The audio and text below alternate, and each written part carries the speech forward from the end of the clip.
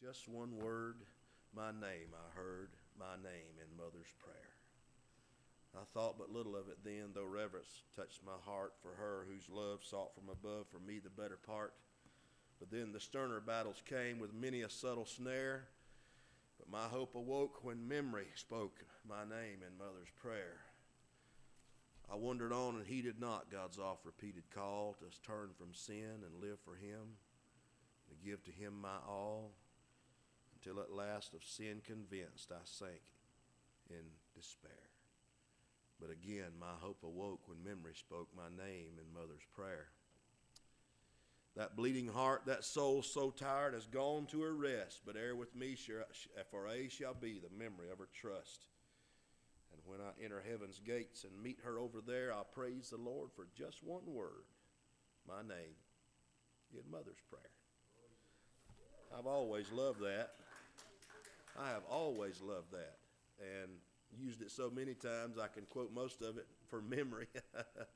All the years, 20 or 30 years of preaching on Mother's Day and so many years of pastoring, I love that little poem.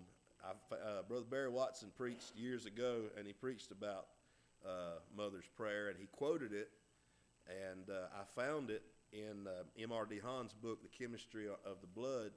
In his book on the chemistry of prayer, he wrote that, and I don't know who the author is, but I love that. I don't have to read a book or, about the power of a praying woman. All I got to do is go to my house or go home to mama's, and I know the power of a praying woman. Amen, a praying mother. All right, our lesson today, the title is The Power of the Eyes. And Brother Jerry, this is right at the border here of where it's wanting to flash on me, so I'm going to turn it up just a shade to get that blinking to stop. And maybe I won't be too ghostly looking on the camera. The power of the eyes. The things we see and look at have a powerful effect on us. What we see affects our heart. Therefore, we must always keep a check on our eyes. Amen. 2 Samuel chapter 11 and verse 1. Chapter 11 and verse 1 is our text for our lesson this morning. And it came to pass, after the year was expired, at the time when kings go forth to battle, that David sent Joab and his servants with him, and all Israel, and they destroyed the children of Ammon and besieged Rabbah. But David tarried still at Jerusalem. That's an important fact to remember. He tarried still at Jerusalem. What was David? He was a king. What time of year was it? The time when kings go forth to battle. So technically speaking, David was not where he should have been, but he was in a place of idleness. And so let's read on. It came to pass in an evening tide that David arose from off his bed and walked upon the roof of the king's house. And from the roof he saw a woman washing herself, and the woman was very beautiful to look upon. And David sent and inquired after the woman, and one said, Is not this Bathsheba, the daughter of Eliam, the wife of Uriah the Hittite? And David sent messengers and took her. And she came in unto him, and he lay with her, for she was purified from her uncleanness, and she returned unto her house. And the woman conceived and sent and told David and said, I am with child. 1 Samuel chapter 18 and verse 7, And the women answered one another as they played, and said, Saul hath slain his thousands, and David his 10,000s. And verse 8 said, And Saul was very wroth, and the saying displeased him. And he said, They have ascribed unto David 10,000, and unto me they have ascribed but thousands. And what more can he have but the kingdom? And Saul eyed David from that day forward. Psalms 101 and 3, I will set no wicked thing before mine eyes. I hate the work of them that turn aside. It shall not cleave unto me. This lesson today, title is The Power of the Eyes. Really, it's a lesson about idleness, inactive lives, and unresolved issues. It's important that we guard our heart. And by guarding our heart, we must guard our eyes.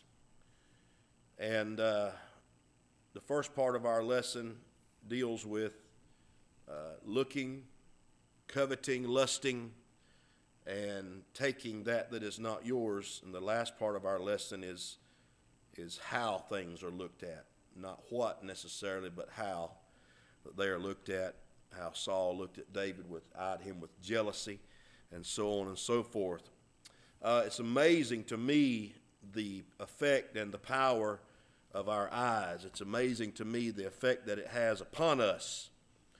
What we see will remain.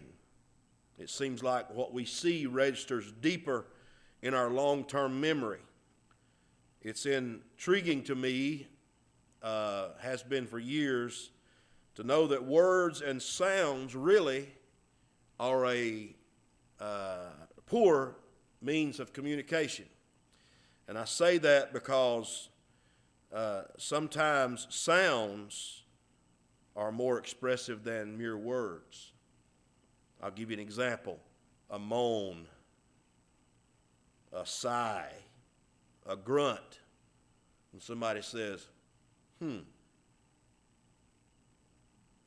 a blood-curdling scream.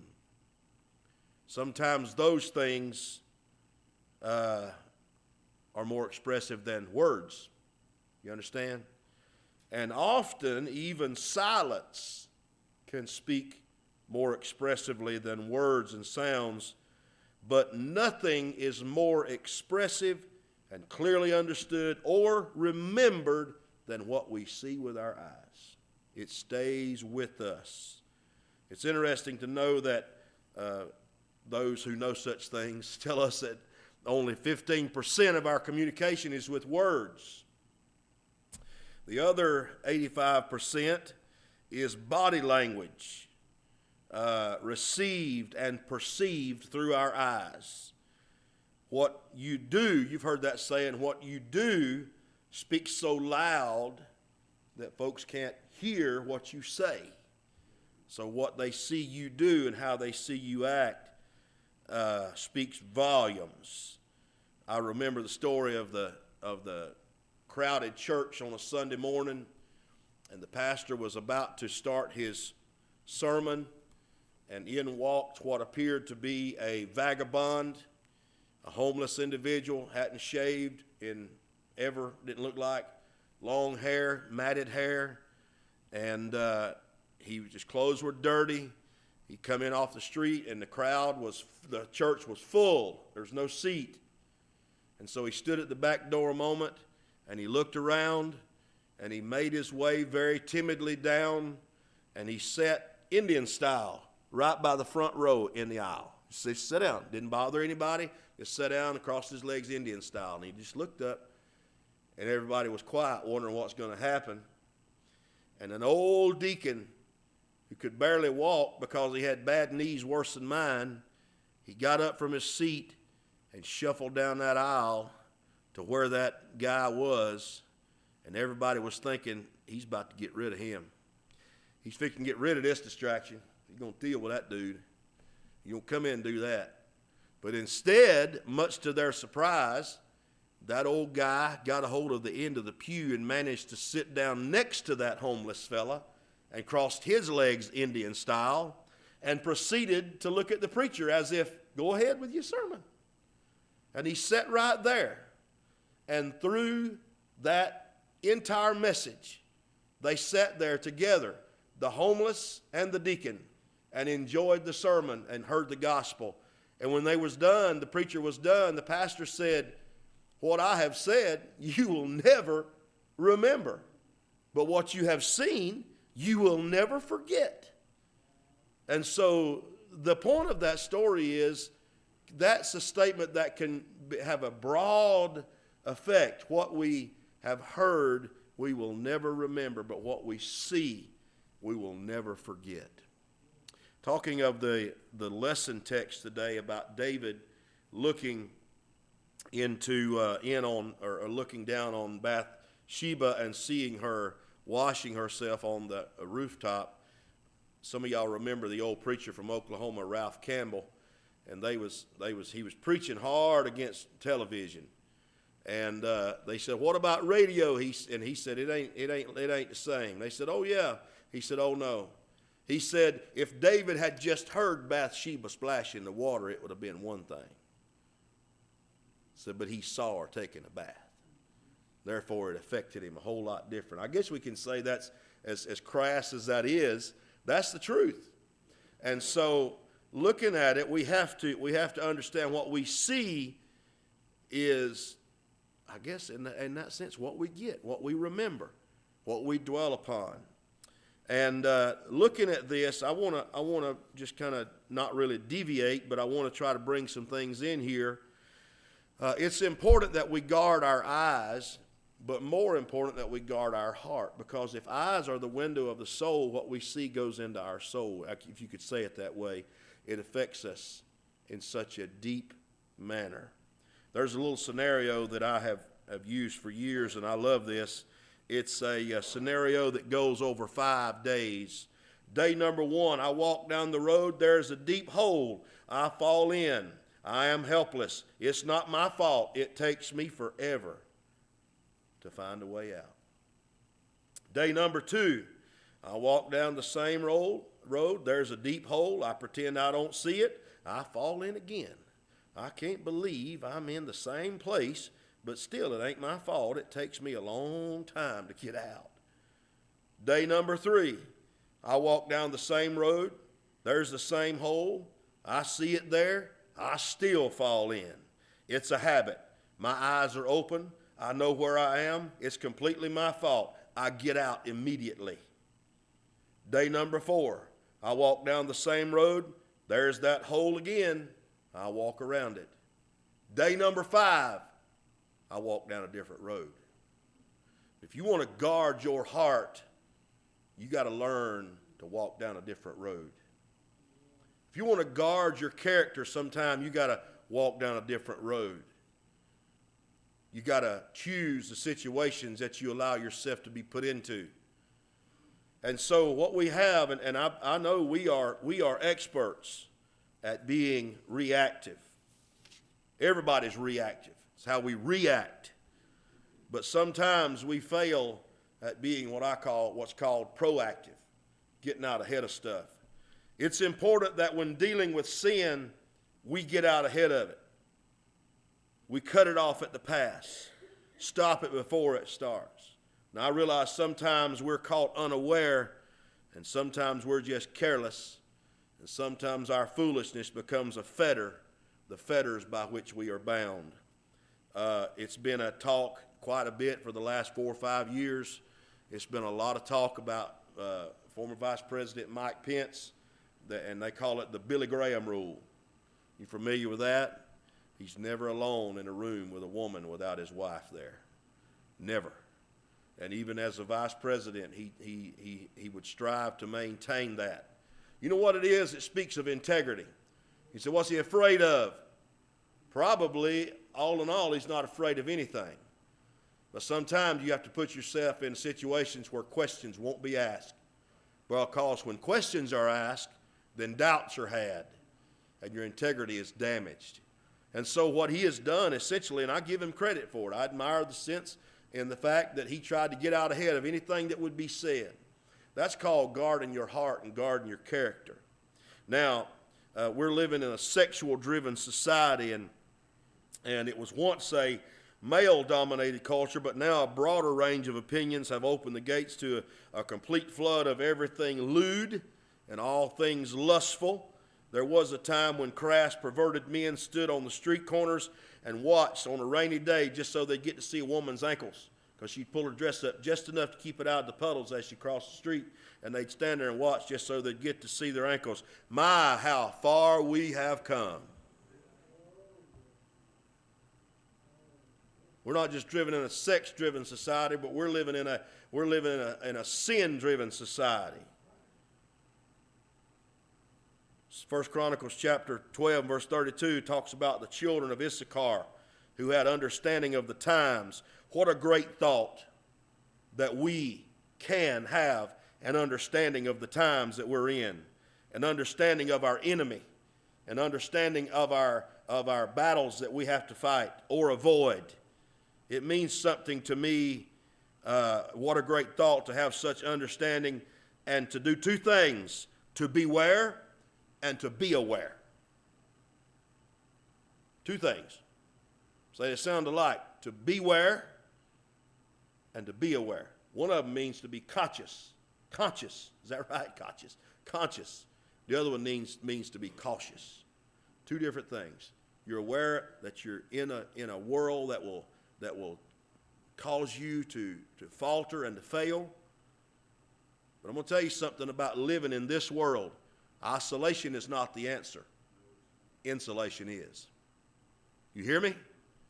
Living in a world as people that are called of God, we are blood-bought children of God, and it's our chance, our calling, our opportunity to spread the gospel and to reach those that are without God. But in doing so, we must still keep ourselves unspotted from this world. How hard is that? If you pray through, it's not really hard. If you keep your heart right, it's not hard. When we put ourselves in situations that compromise our integrity and compromise our testimony, it's one thing. But I don't believe Paul meant when he said, I have become all things to all men, that I might by all means save some. I don't believe he hooked his foot over the bar rail until he had a cold one with the boys and said, let me invite y'all to church. No. So what does that mean? It means he reached out to them in ways they could understand. And he became an advocate for their soul. He showed them that he cared. He showed them that he was concerned and compassionate without compromising his integrity. Now, 1 Peter chapter 5 and verse 8 tells us to be sober, be vigilant. That means to watch out with due diligence, to be painstaking and steady. 2 Corinthians 2 and 11, lest Satan should get an advantage. I don't want to give him an advantage over me. How do we do that? Simply says, for we are not ignorant concerning his devices. Ephesians chapter 4 and verse 27, neither, just simply says, neither give place to the devil. Now, there was an old man, Brother Benny Sutherland told about years ago. I forgot his name. I've tried to find out. I asked some people that know Brother Benny, and it was in that church for years, and they couldn't remember. But he said the old man would testify, and he'd say, I can beat the devil, I can whip the devil quicker than you can drop a hat. And he said, I can beat the devil on less ground than it takes that hat to lay on. And they said, how in the world? He said, look around my house. I have nowhere for the devil to hide. I don't have a radio. I don't have a television.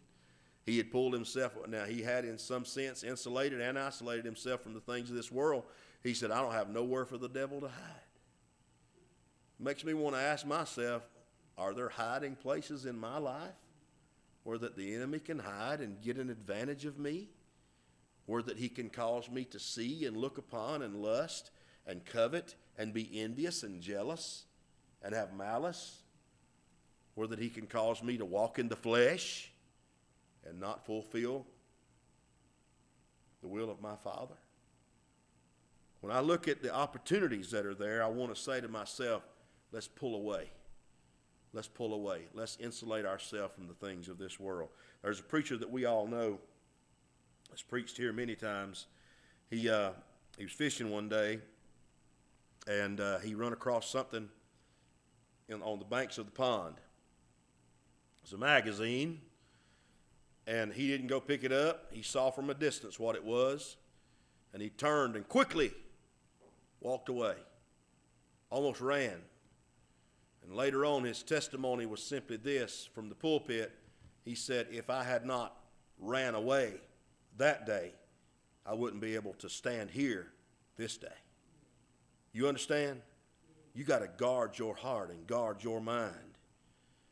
Guard it with everything in you. Now, we look with our eyes. Sometimes, and I want us to notice through this lesson, that we must watch out about what we look at, and we must take note and be cautious about how we look at things, and perhaps even why we look at things.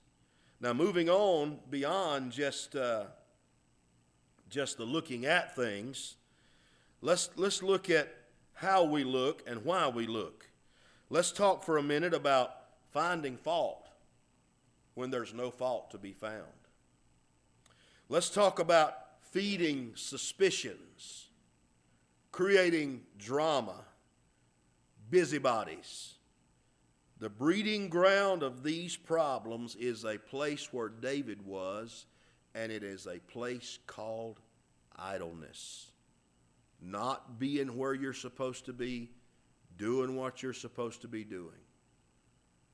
And I know that the story of David ends with an affair, an adulterous affair, and even a murder and a cover-up. But let's think about this. David tarried still at Jerusalem.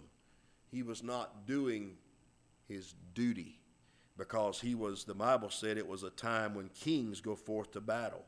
But instead of going forth to battle, David sent someone else. And he tarried still at Jerusalem. How could you, David? Brother Mike Blue expressed it so well in his sermon on bitterness. He said, how could you, David? He said, these men are going out fighting your battles, winning your victories, filling your coffers with gold. And he expressed a dismay with David in that he stayed home, laid around the house, took a walk on the rooftop. And that was nothing uncommon. But some things are not sin within themselves, but when they become the reason for your disobedience. How many times have I taught that and preached that? And here it is again in our lesson today. Some things are not sin within themselves, but when they become the reason for your disobedience, they become a sin to you. And they pull you away from the things of God. When we examine these areas of our lesson, we talk about what we look at, how we look, why we look, looking with envy, looking with jealousy, looking with malice, even with madness, digging up evil. Our lesson, and if you've read through the lesson in the book, it talks about people who are so anxious to dig up things and expose people. Let me tell you something. If you're always suspicious, then I'm always suspicious of you. I have come to the conclusion that I am suspicious of people who are always suspicious. Always looking. You know what the Bible said? It calls them ungodly, because the Bible said an ungodly man diggeth up evil, and in his lips is as a burning fire. That's not talking about cigarettes. I've heard preachers that we all know and love that have preached multiple times here preached it against cigarettes using that. But that ain't what that's talking about. It's talking about that tongue that James said was set on fire of hell. That's what he's talking about. An ungodly man, he's always looking. Ungodly woman, always being a busybody, looking and digging. But the Bible teaches us to do your business. Do your own business. Take care of your own vineyard. The Song of Solomon talks about how people have tended up. He said, I've tended other vineyards, but my own vineyard I have not kept. Sometimes you've got to settle in and take care of your own vineyard. Now, I believe in knowing them that labor among you. Paul told us that. I believe in keeping a check on and having a good testimony of those that are without. I believe as much as possible living peaceably with all men. The Bible speaks of that. But if people are always gouging, always digging, always nitpicking, always grumbling, I'm suspicious of folks like that. Was it Brother Mark that just preached here? I think last Sunday or Sunday night, about they're the least spiritual people. in the church. The least ones. I don't want to get bogged down here. It's how you look, why you look, and what you look at. Looking with envy, jealousy, malice, even madness, digging up evil and talking about it. Looking with lust, covetousness, never satisfied, ever reaching for more, chasing and pursuing things that will never satisfy the soul of man. The indulgence of the flesh will make demands that will pull away from our walk with God. And again, I want to say some things are not sin until they become a reason for disobedience. We're dealing with a generation now that has a lack of self-control. The Bible speaks of this in 2 Timothy chapter 3, whenever Paul told Timothy, he said, in the last days, perilous times shall come. Men shall be lovers of their own selves, covetous, proud, blasphemers, disobedient to parents, unthankful, unholy, without natural affection. And then there's a word, it's called incontinent. I-N-C-O-N-T-I-N-E-T, incontinent, 2 Timothy 3:3. You know what it means? Lacking self-control. Having no control over the appetites. I'm not talking only about eating or sexual appetites.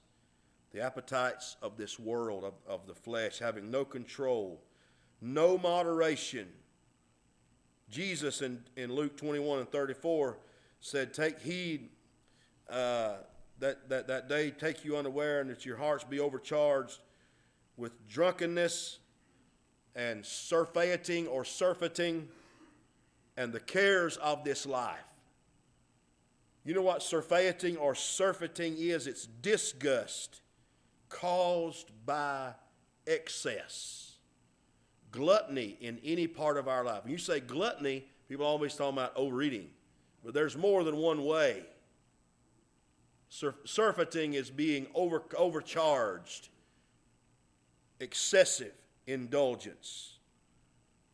When we get to that place where that there's never any satisfying, never any moderation. I want to note this, and I've said it here, and I want to go back just again one more time. I'm talking about the things of the flesh. I'm looking for something. Here we go in my notes here. Lack of self-control, having no moderation, eager in a time whenever things were a lot less available to us as far as education and entertainment as they are now. Our world was starved, I guess, for entertainment, and sometimes starved for education. And I remember reading that some of the old-timers who had learned to read and they lacked material to read, some of the old storekeepers would memorize the labels on the cans on the shelves for lack of anything else to read. And so they were hungry for something to read. And so when the entertainment industry was born, people gobbled it up. When radio came out, they gobbled it up. And when television came out, they gobbled it up. One individual told me, said they had a television, said, oh, we had the most company. The only one out of that family that had a television. Said we had company. Coming to watch the television. And if you read our lessons, about a third or half of the lesson is about television. But I'm going to tell you, television's almost a no-brainer nowadays, because I've got laid in front of me on this platform an iPhone 7 Plus, and it's the most dangerous thing. You hear me?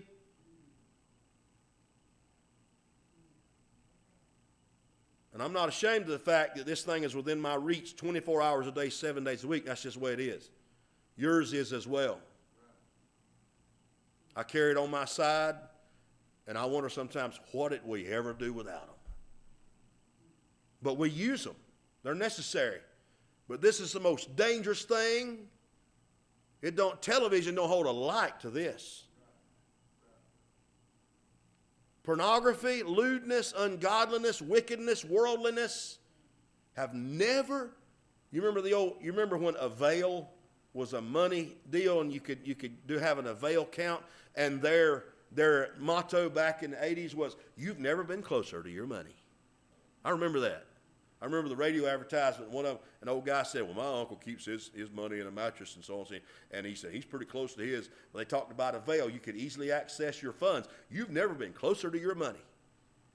But I'm going to tell you, you've never been closer to the world. You've never been closer to lust. You've never been closer to pornography. You've never been closer, and the list goes on and on. You say, "Well, I choose not to look." You need to make the choice. It's going to boil down to one thing, and that is you and I choosing to guard our hearts and guard our minds and guard our appetites. Oh, I feel the Lord here this morning for some reason. Thank God.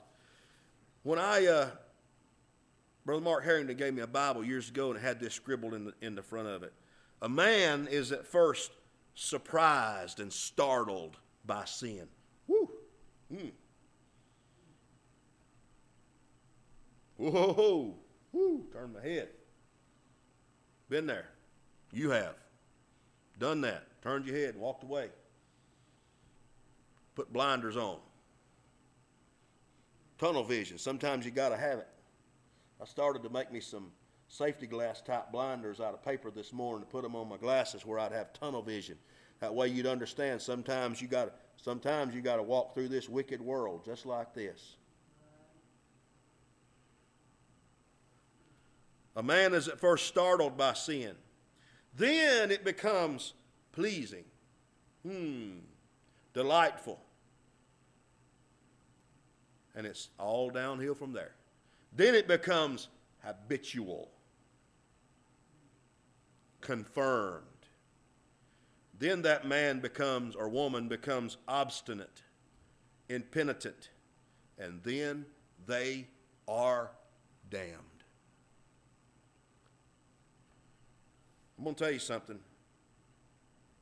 The paw of the lion, the mouth of the bear, the sword of the giant, all paled in comparison to the body of a woman seen from the top of a house. Such is the path of a lustful heart, never satisfied, always looking for another and another and another. Guard your heart. Guard your eyes. Guard your conversations. I got a little bit of time here. Let me talk to you about something. We was pastoring, had a big group, for pretty good size, not really a big group, but a good size of young folks, teenagers. Sister Andrea tell them girls. Now, nowadays it's different. Back then the word was fine. Okay? Nowadays it's hot. I don't want to get too plain here. But she tell them young girls, if you use that word concerning a boy, he's so fine. Or boys, you're not married. She'd say, if you use that word, it implies that you're looking from the neck down. And you really shouldn't be. So what are you saying? You have fine ears. Oh, your nose is so fine. Woo. Your eyebrows grow with such symmetry, you know. That's a forgotten word. Sister Annie, talk to them young people. You have no business using that terminology because it implies that you've been looking where you had no business looking. Oh, maybe I'm preaching to the choir here this morning. We all got gray hair, right? But you know it's right. Nowadays the term is hot. Oh, she's hot. Really? Maybe I should be preaching this and teaching this to our teenagers. But it's good effect. We got to guard what we look at. Now, that's one thing to think that someone is handsome or pretty or good looking. There's nothing wrong with that. It's not anything wrong with a bird flying over your head. You can't stop it. You ain't got to let that bird make a nest in your hair. You hear me? Don't let that bird make a nest in your hair. You got to learn what you dwell on and what you think about. And the Apostle Paul told us, if there be any virtue, if there be any praise, and he named off a whole bunch of things, and he said, think on these things. Think on these things. Let me tell you something this morning. You, in guarding your heart, the Bible said in Proverbs 4:23, and I'm coming down to closing here. It's 20 till, and I don't want to run over time. 4:23, the Bible says, keep thy heart with all diligence. Stick with it. Stay with it. Be consistent. And then in 1 Peter 5:8, I have quoted it already, be sober, be vigilant, for your adversary, the devil, walketh about as a roaring lion, seeketh whom he may devour. That four-letter word right there includes every one of us in this building and back there this morning. W-H-O-M, whom. That's you and me. Do you know the devil's after you this morning? He's after me this morning. I want to do everything I can to cut him off at the pass. Stay ahead of this. There's a song. I'm just going to quote it. Be careful, little eyes, what you see. Here we go. Be careful, little eyes, what you see. It's the second glance that ties your hands as darkness pulls the strings. Be careful, little feet, where you go, for it's the little feet behind you that are sure to follow. Be careful, little ears, what you hear. When flattery leads to compromise, the end is always near. Be careful, little lips, what you say, for empty words and promises lead broken hearts astray. The journey from your mind to your hands is shorter than you're thinking. Be careful if you think you stand. If you think you stand, you just might be sinking. Because it's a slow fade. It's a slow fade.